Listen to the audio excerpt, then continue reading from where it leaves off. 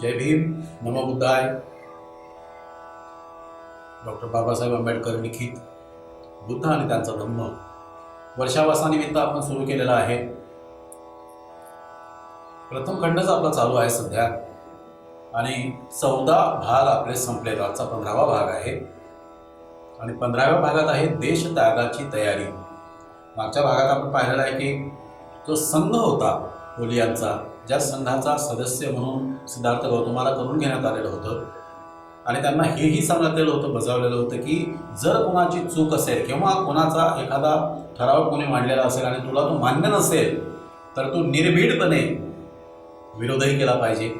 आणि त्याचाच प्रत्यय म्हणून मागच्या भागात आपण पाहिलेलं आहे की शाक्य आणि कोलियांचं नदीच्या पाण्याच्या वादासाठी जो काही संघर्ष व्हायला लागलेला होता, म्हणजे शाक्यांना कोलियांनी काहीतरी मारपीट केल्याचं आणि मग त्याच्यावर सूड घ्यायचा, एकदाच ते युद्ध पुकारून घ्यायचं आणि त्यांना संपून टाकायचं आणि नदीचं पूर्ण पाणी आपणच वापरायचं असा निर्णय शाक्यांनी घ्यावा असं पुरोहितांचं आणि सेनापतींचं मत होतं.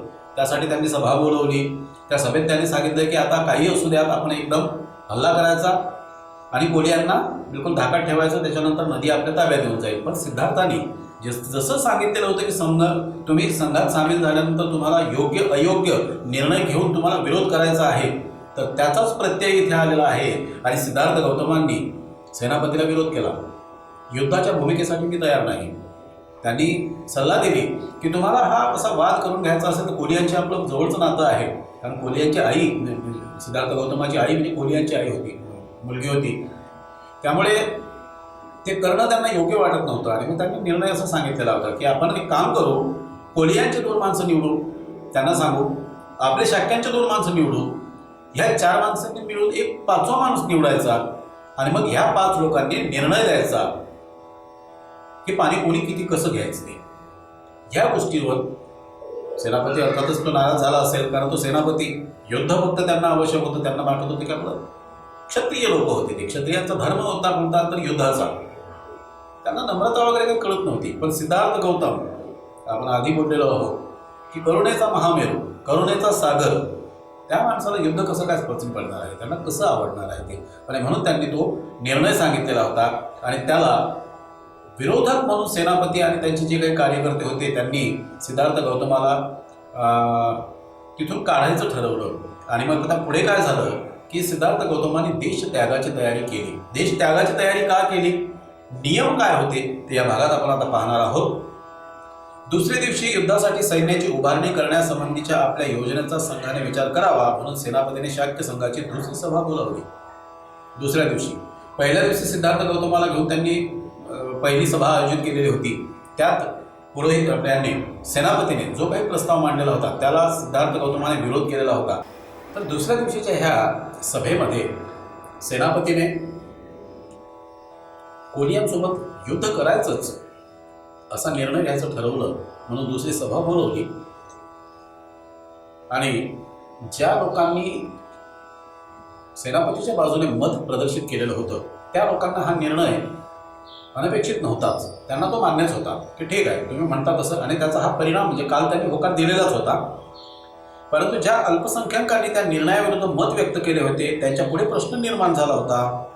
म्हणजे या वाक्याचा अर्थ असा होतो की सिद्धार्थ गौतमांनी केलेल्या ह्या विरोधाला काही लोक पाठीशी होती त्यांच्या, त्या लोकांना हे मान्य नव्हतं. कमी असतील, युद्ध करायचं नाही सिद्धार्थाने केलेला हा निर्णय त्या लोकांना मान्य करायचा की नाही करायचा ह्यासाठी जे मतप्रदर्शन केलं गेलेलं होतं त्यात कमी लोक असतील जे सिद्धार्थाच्या बाजूने असतील. त्यांच्यापुढे प्रश्न होता बहुसंख्याकांच्या पुढे नमावे की नमू नये.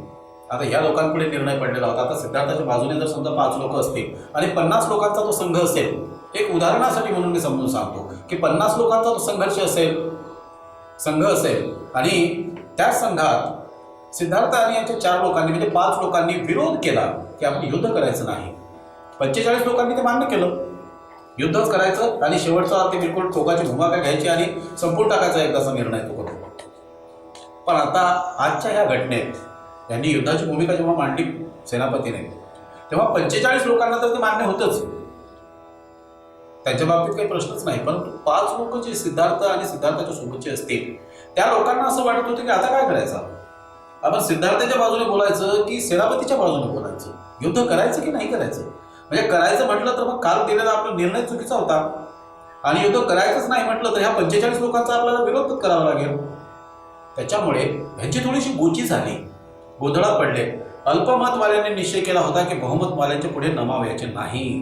पहा, यांचं अल्पमत जरी असलं तरी ते सत्याला धरून होतं, ते सिद्धार्थाला धरून होतं. सिद्धार्थाने विरोध केलेला होता युद्ध न करण्याबद्दल, युद्ध करायचं नाही म्हणून. आणि हे जे काही कमी प्रमाणातले लोक असतील ते सिद्धार्थाच्या बरोबर होते, म्हणजे सत्याच्या आणि चांगल्या गोष्टी बरोबर होते. आणि याच कारणामुळे सभेत उपस्थित राहण्याचा त्यांनी निर्णय घेतला होता, आणि म्हणूनच त्यांनी सभेत उपस्थितही राहिलेले होते. विरोध जरी केलेला असला, नाही करायचं युद्ध आम्हाला, तुम्ही 45 लोक आहात, 45 लोकांनी जरी मान्य केलेलं असलं तरी आम्ही 5 लोक आहोत की आम्हाला हा युद्ध नाही मान्य. आणि म्हणून आता निर्णय काय होतो हे ऐकण्यासाठी आणि हे काय ठरवतात ते पाहण्यासाठी तेही हजर होते. दुर्दैवाने त्यांच्यापैकी कुणालाही असे उघडपणे सांगण्याचे मनोधैर्य नव्हते. साहजिक आहे, कारण हा राजाचा काळ होता, राजांचा काळ होता. त्यावेळेस राजाच्या विरोधात शक्यतो कोणी प्रजा जात नसे. आता सेनापती जरी म्हटला तरी सेनापती राजाच्या नंतर प्रधान आणि प्रधानाच्या नंतर सेनापतीच असतो. सेनापती हा संपूर्ण देशाचं रक्षण कसं करायचं, काय करायचं, राजालाही त्याचे निर्णय घेता येत नाहीत, ते सेनापतीला निर्णय घ्यावे लागतात. कारण युद्धाची भूमिका जर काय पुढे येत असेल तर त्या भूमिकेला तोंड कसं द्यायचं हे राजा ठरवत नाही, सेनापती ठरवतो. आणि मग ह्या लोकांना एकदम असं विरोध करणं जमलं नाही. कदाचित त्यांना बहुमतवाल्यांना विरोध करण्यापासून होणाऱ्या परिणामाची जाणीव असावी. या लोकांना उघडपणे बोलता आलेलं नाही की तुम्ही हे चुकता आहात, तुम्ही युद्ध करू नका, आम्हाला हे अजिबात मान्य नाही, किंवा तुमचं अजिबात हे चुकीचं आहे हे सांगण्याचं धाडस त्यांच्यामध्ये झालेलं नाही, कारण राजाच्या विरोधात कसं जायचं म्हणून. पण त्या लोकांना युद्ध जर झालं तर त्याचे जे काही दुष्परिणाम होणार आहेत ते परिणाम काय असतील याची पुसटशी कल्पना या लोकांना आलेली होती. तेव्हा सिद्धार्थाने पाहिले की आपणास पाठिंबा देणारे मौन धारण करून बसले आहेत. तेव्हा तो उभा राहिला व संघाला उद्देशून म्हणाला, मित्र हो. सिद्धार्थाच्या पाठीमागं काहीतरी त्याच्यासोबत लोक होतेच. त्याने घेतलेला जो निर्णय होता तो त्या लोकांनाही मान्य होता. आज ते बोलू शकत नव्हते, प्रजा होती फक्त, आज बोलू शकत नव्हते. आणि हा नेमका जो मुद्दा होता, सिद्धार्थाच्या लक्षात आला की आज हे मौन धारण करून बसलेले आहेत, हे बोलत नाहीत. त्यामुळे हा स्वतःच उभा राहिला आणि म्हणाला, मित्र हो, तुम्हाला जे वाटेल ते तुम्ही करा. आणि हे निर्वाणीचं त्यांनी सांगून टाकलं की तुम्हाला जे वाटेल तसं तुम्ही करा. युद्ध करायचं युद्ध करा, नाही करायचं नका करू, पण मला मान्य नाही आणि माझ्या निर्णयाचा किंवा माझ्या मताचा तुम्ही विचार करत नाही. त्यामुळे मग काय, तर माझ्या बोलण्यात काही अर्थ नाही. तेव्हा तुम्हाला जे वाटेल तसं ते तुम्ही करा. तुमच्या बाजूला बहुमत आहे, मान्य आहे. पहा, आपण आधी बोललो होतो आणि पुन्हा पुन्हा सांगू असं की हा राजपुत्र जरी असला, राजाचा पुत्र जरी असला, स्वतः राजा जरी असला तरी संघाने घेतलेला निर्णय जो होता तो शिरोधार्य होता, तो मुख्य निर्णय होता. यांना एकट्याला निर्णय घेता येत नव्हता. परंतु मला खेदाने म्हणावेसे लागत आहे की सैन्य भरतीच्या तुमच्या निर्णयाला मी विरोध करीन. पहा, आजही पुन्हा सिद्धार्थ गौतमाने 20 ते 25 वर्ष वयाच्या तरुणांना या युद्धासाठी तयार केलं पाहिजे आणि त्यांनी सैन्यात सामील झालं पाहिजे असं जे सेनापतीने सांगितलेलं होतं, त्या गोष्टीला सिद्धार्थाने उभे राहून सांगितलं की मला तुमच्या ह्या सैन्य भरतीसाठी तरी मी विरोध करणार आहे, मला अजिबात मान्य नाही. मी तुमच्या सैन्यात दाखल होणार नाही आणि मी युद्धात भागही घेणार नाही. सिद्धार्थाने स्पष्ट सांगितलं. आता सिद्धार्थाचं वय 28 वर्षाचं होतं. या वयात अगदी तरुण होता. 28 वर्षाचं वय म्हणजे काही म्हातारपणाचं नाही आहे. तरुण वयात होता तरीही सिद्धार्थाने सांगितलं की मला तुमचा हा जो 20 ते 25 वर्ष वयाच्या तरुणांना एकत्र करण्याचा निर्णय आहे, याला माझा विरोध आहे आणि मी त्यात तुमच्या ह्या सैन्यात सामील होणार नाही आणि युद्धासाठी मी तुमच्यासोबत युद्धभूमीवर अजिबात येणार नाही. निक्षून सांगून टाकलं त्यांनी. सिद्धार्थ गौतमाला उत्तर देताना सेनापतीने म्हटले, संघाचा सदस्य होताना तू घेतलेल्या शपथेची आठवण कर. आता इथे त्यांनी सेनापतीने थोडासा भावनिक होण्याचा प्रयत्न केलेला आहे. पण तुम्हाला सांगतो, भगवान गौतम बुद्धाला जे ज्ञानप्राप्ती झाली, जो मार्ग त्यांनी अवलंबिला होता तो मार्ग होता अनित्याचा. अनित्य सांगत असताना भगवान बुद्धांनी सर्वांना निक्षून सांगितलेलं आहे की कोणीच कोणाचं नाही. तो माझा नाही, मी तुझा नाही, तो माझा नाही, हा माझा नाही, कोणीच कोणाचं नाही. सगळे अनित्य आहेत, सगळे वेगवेगळे आहेत. वेगवेगळं प्रत्येकाचं अस्तित्व आहे, हे सगळं माहीत होतं, तरी त्यांनी संघात सामील झाले. पुरोहिताने सेनापतीने त्यांना विचारलं की तू शपथ घेतली होती, त्या शपथेचं काय आता? तू शपथेचा भंग करतोस, त्यापैकी एका जरी शपथेचा भंग केलास तरी तुला लोकनिंदेला तोंड द्यावे लागेल. आणि तू ती घेतलेली संघाची जी शपथ होती, ते जे काही नियम तुला सांगण्यात आलेले होते, त्या नियमांचा एका जरी नियमाचा तू भंग केलास तरी लोकनिंदेला तुला तोंड द्यावे लागेल. कारण लोक तुला चांगलं म्हणणार नाही, कारण तू क्षत्रियाचा मुलगा आहेस, तू स्वतः क्षत्रिय आहेस, तरुण आहेस, म्हातारा नाहीस. आणि युद्ध कोणासाठी करतो आहोत आपण? तर कोलियांसाठी करतो आहोत, शाक्यांसाठी करतो आहोत. कशासाठी करतो आहोत? तर सर्वांच्या शेतीला पाणी मिळालं पाहिजे म्हणून करतो आहोत. सर्व संघाच्या, सर्व शाक्य संघाच्या हितासाठी आपण हे युद्ध करतो आहोत, गंमत म्हणून युद्ध करत नाही. तेव्हा तुला यात सामील व्हावंच लागेल. तरी त्यांनी नाही म्हटलं. सिद्धार्थाने उत्तर दिले, होय, मी माझ्या तन्मनधनाने शाक्यांचे हित रक्षण करण्यासाठी वचनबद्ध आहे, पण हे युद्ध शाक्यांच्या सुहिताचे आहे असे मला वाटत नाही. त्यांनी सांगितलं सिद्धार्थाने, ठीक आहे ना, तुम्ही म्हणता ते बरोबर आहे. मी घेतलेल्या शब्दा, मी घेतलेले ते वचनं, दिलेली वचनं, तुम्ही सांगितलेले नियम मला काटेकोरपणे माहीत आहे. मी त्यासाठी जे काय करायचं असेल हितरक्षण करताना शाक्यांसाठी मला जे जे करायला लागते ते मी सगळं काही करण्याचा प्रयत्न करीन. पण तुम्ही करत असलेले हे युद्ध आहे, हे युद्ध शाक्यांच्या हितरक्षणासाठी आहे असे मला वाटत नाही. आणि म्हणून मी तुमच्या युद्धात सामील होणार नाही. शाक्यांच्या सुहितापुढे मला लोकनिंदेची काय परवा? आणि त्याने सांगितलं की लोक मला काय म्हणतील त्यापेक्षा मी तो निर्णय घेईन की ज्याच्यामुळे शाक्यांचं हित असेल, हित जोपासना केल्या जाईल. आणि जर तुमच्याबरोबर मी युद्धात आलो नाही तर लोकांनी मला निंदा कितीही केली माझी, कितीही मला वाईट म्हटलं तरी मला त्याचं काहीच वाटणार नाही. कारण मी जो निर्णय घेईल तो माझ्या मताचा असेल आणि मला जो चांगला वाटतो तो मी निर्णय घेतो आहे. मला असं वाटते की माझं युद्धात न जाणं किंवा युद्ध न करणं किंवा तुम्हीही युद्ध न करणं हे शाक्यांच्या हिताचं अधिक आहे, हे त्यांना सांगायचं होतं. कोलियांबरोबर सतत तंटा करीत राहण्याच्या कारणावरून शाक्य हे कोशलाधायक धीपतीच्या हातचे कसे खेळणे बनले आहेत याची आठवण करून देऊन सिद्धार्थाने संघाला सावधगिरीचा इशारा दिला. कोलियांबरोबर सतत तंटा करीत राहण्याच्या कारणांवरून शाक्य हे कोशलाधिपतीच्या कोशल नरेश यांच्या हातचं बाहुलं कसा झालेलं आहे सततच्या वादामुळे.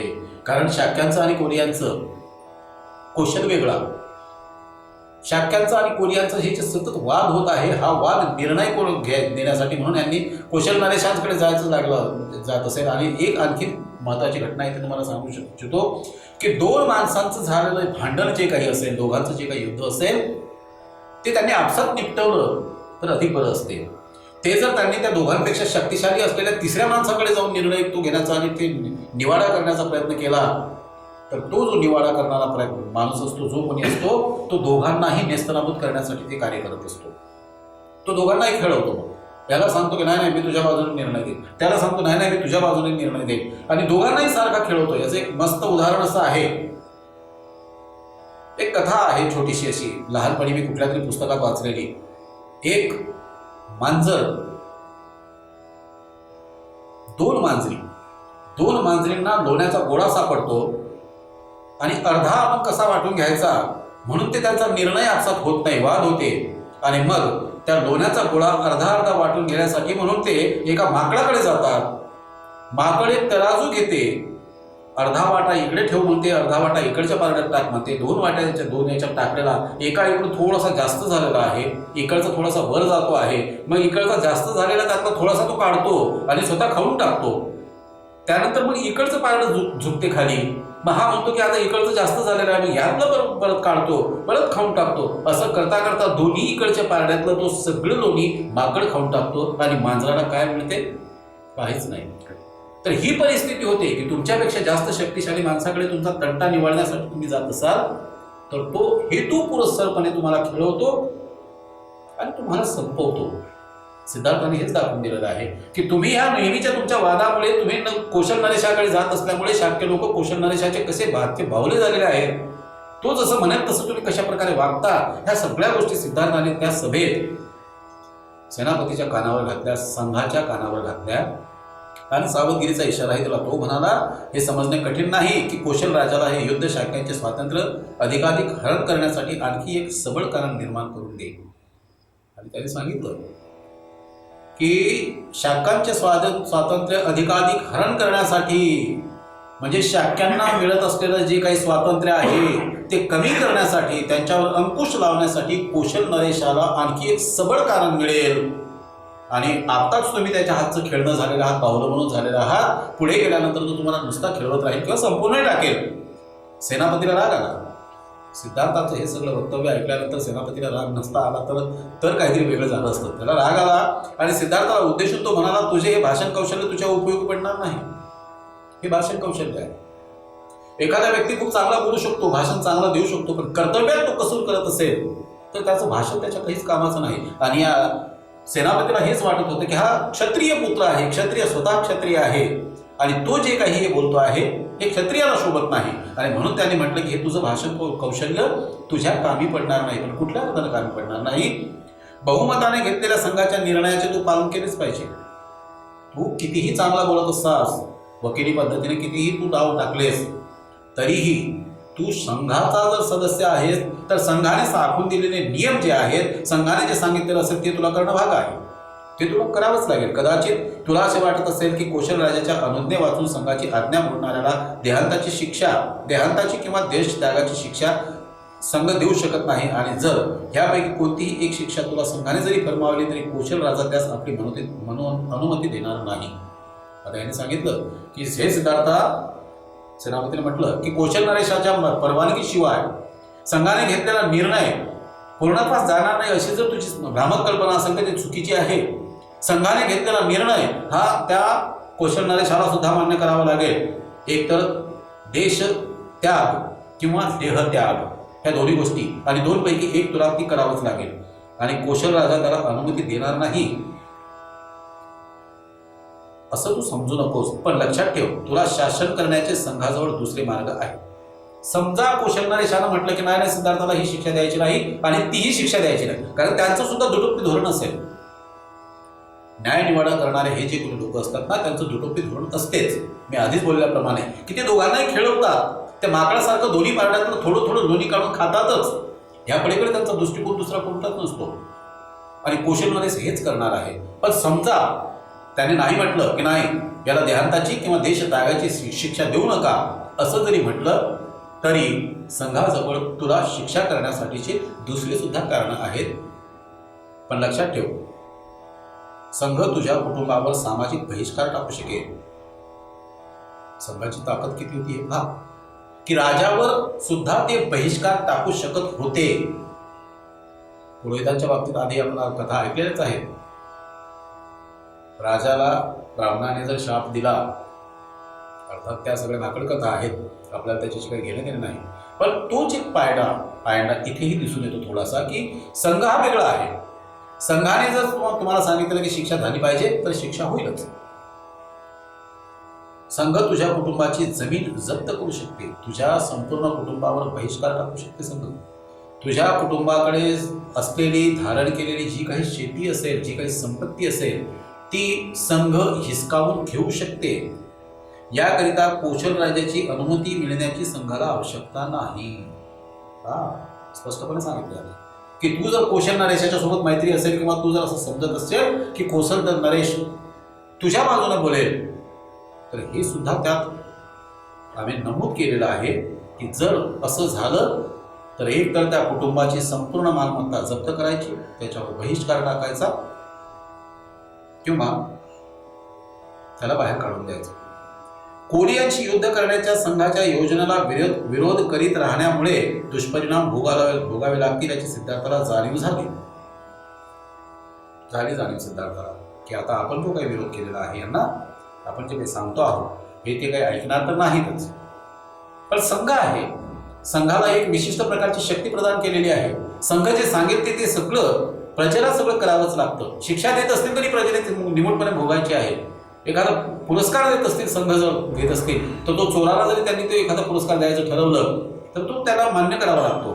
संघाने मान्य केला म्हणून बाकीच्या लोकांना काही बोलायची गरज नाही किंवा त्याला 3 पर्याय विचारात घ्यावे लागले.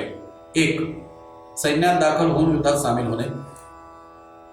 सिद्धार्थाला हे समजलं की मी जर आता नाही म्हणतो आहे, मी यांना विरोध करतो, तर आता मला संघर्षाला सामोरं जाणं गरजेचं आहे. मग पहिला भाग त्याच्यात लक्षात आलं की आता त्या नियमात संघात सामील होण्याच्या पूर्वी ते जे काही नियम होते त्या नियमातच हे नमूद केलेलं होतं की एक, सैन्यात दाखल होऊन युद्ध करणे संघासाठी. दुसरं, देहांत शासनाला अथवा देशत्यागाला संमती देणे. पहिलं, संघात सामील हो, सैनिक हो आणि आमच्यासोबत चल युद्ध कर. दुसरं, जर तुला ते मान्य नसेल तर देहांत शासन म्हणजे आत्महत्या कर किंवा देश सोडून तू इथून निघून जा. आणि तिसरा, आपल्या कुटुंबियावर सामाजिक बहिष्कार ओढवून घेऊन त्यांच्या मालमत्तेची जप्ती होऊ देण्यास तयार होणे. आणि तिसरं, त्याच्या डोक्यात आले हे सगळे की जर आता मी या युद्धावर जात नाही असं म्हटलं तर हे लोक मला सोडणार नाही. कुठल्याही प्रकारातून मला ते माझ्यावरती अत्याचार करतीलच, माझ्या कुटुंबावर सुद्धा करतील. कुटुंबाची जी काही मालमत्ता आहे ती जप्त करून घेतील आणि यांना देशातून बाहेर काढून देण्यासाठी ते मागे पुढे पाहणार नाहीत. पहिला पर्याय न स्वीकारण्याबद्दल त्याचा निर्णय होता, निर्धार होता. पहिला प्रकार काय होता? युद्धात तयारी करणे, सैन्यात दाखल होणे आणि युद्धासाठी तयार राहणे. तिसऱ्या पर्यायाविषयीचा विचारच त्याला असंही होता. पहिला प्रकार कोणता होता? तर सैन्यात दाखल होऊन युद्ध करणे. दुसरा प्रकार देशत्यागाची भावना निर्माण करणे आणि तिसरा कुटुंबाची सगळी मालमत्ता जप्त करू देणे आणि त्यांना बहिष्कृत करणे. तिसऱ्या प्रकाराबद्दल सिद्धार्थाच्या मनात आलं आणि त्याला भयंकर मनोमन यातना झाल्या की माझ्या एका बोलण्यामुळे किंवा माझ्या विरोधामुळे माझ्या संपत्तीवर, माझ्या वडिलांची जी काही संपत्ती आहे ती सगळी जप्त होईल आणि त्यांचा अतोनात छळ केला जाईल, हे त्याला असंही झालं. आणि मग त्याचा दुसरा जो पर्याय होता देश त्यागाचा, देश सोडून जाण्याचा, तो अधिक योग्य वाटला त्याला. त्यानुसार सिद्धार्थ संघाला उद्देशून म्हणाला, कृपा करून माझ्या कुटुंबियांना शासन करू नका.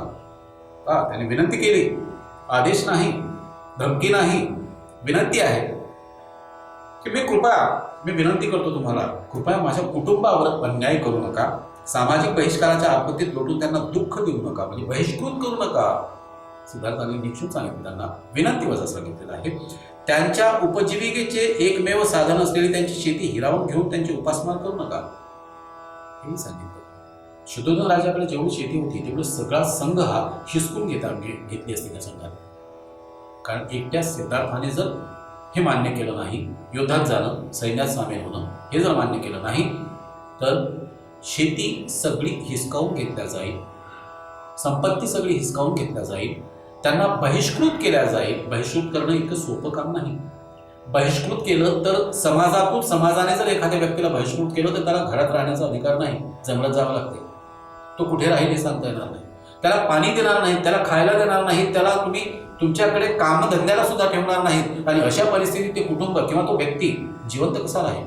आत्महत्या करण्यासारखं किंवा हत्या करण्यासारखं हे प्रकरण आहे. बहिष्कृत करणे अतिशय घातक आणि वाईट परिणाम होतात कुटुंबावरचे. त्याने सांगितलं की माझ्या अपराधाची शिक्षा मला एकट्यालाच भोगू द्या, मला देहांताची वा देशत्यागाची यापैकी तुम्हाला योग्य वाटेल ती शिक्षा द्या.